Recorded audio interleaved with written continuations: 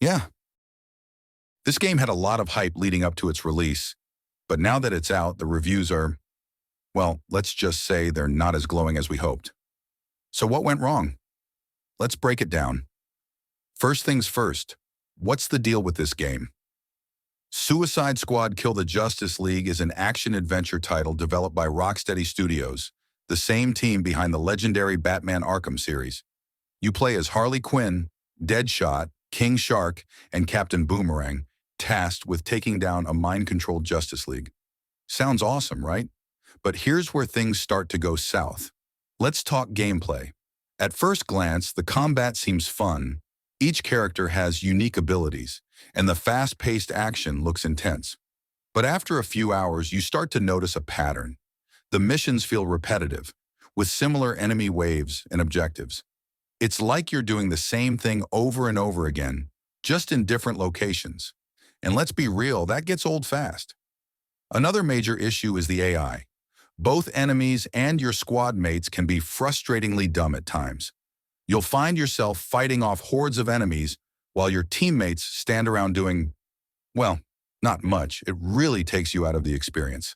Next up, the story. Rocksteady is known for their strong narratives, but this time, the story feels a bit lackluster. The premise is great.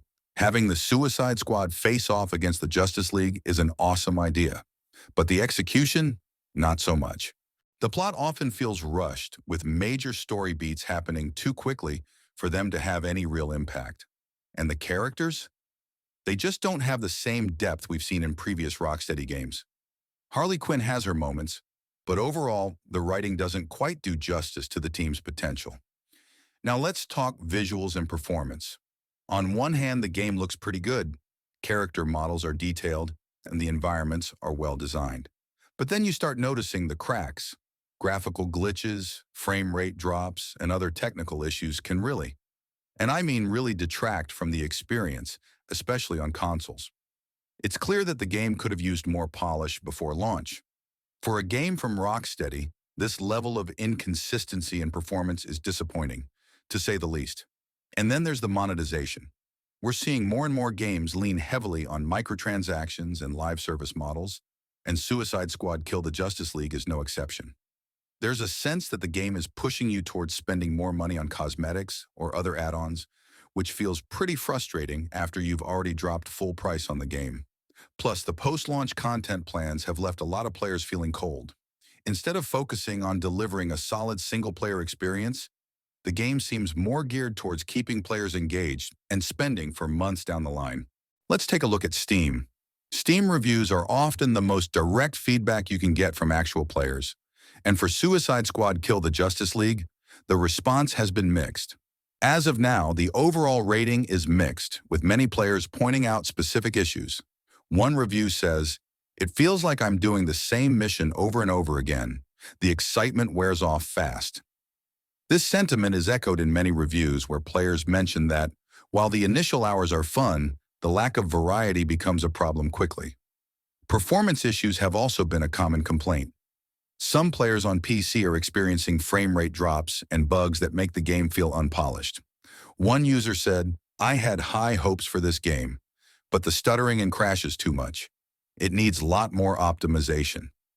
IGN's review mentions, "The story feels rushed, and the characters lack the depth we've come to expect from Rocksteady's previous titles." This is a significant letdown, especially considering how well the Arkham series handled its narrative. So, how has the gaming community reacted? The reviews are a mixed bag. Some people appreciate the chaotic fun of the combat, but many are disappointed by the lack of depth and the game's numerous flaws. Critics have pointed out that while the game has its moments, it ultimately doesn't live up to the high expectations set by Rocksteady's previous work. Average scores range from middling to decent, but it's clear that this game isn't the home run many hoped it would be. So where does that leave us? Kill the Justice League isn't a total disaster. It has its fun moments, especially if you're a fan of the characters or enjoy chaotic, action-packed gameplay. But for many, the flaws overshadow the fun. If you're thinking about picking it up, just know what you're getting into. There's potential here, but it's buried under a lot of issues. Let's hope Rocksteady listens to the feedback and makes the necessary improvements. All right, that's my take on Suicide Squad: Kill the Justice League. What do you think? Did the game meet your expectations, or were you let down? Drop your thoughts in the comments below, and don't forget to like, subscribe, and hit that notification bell so you never miss a video. Thanks for watching this video.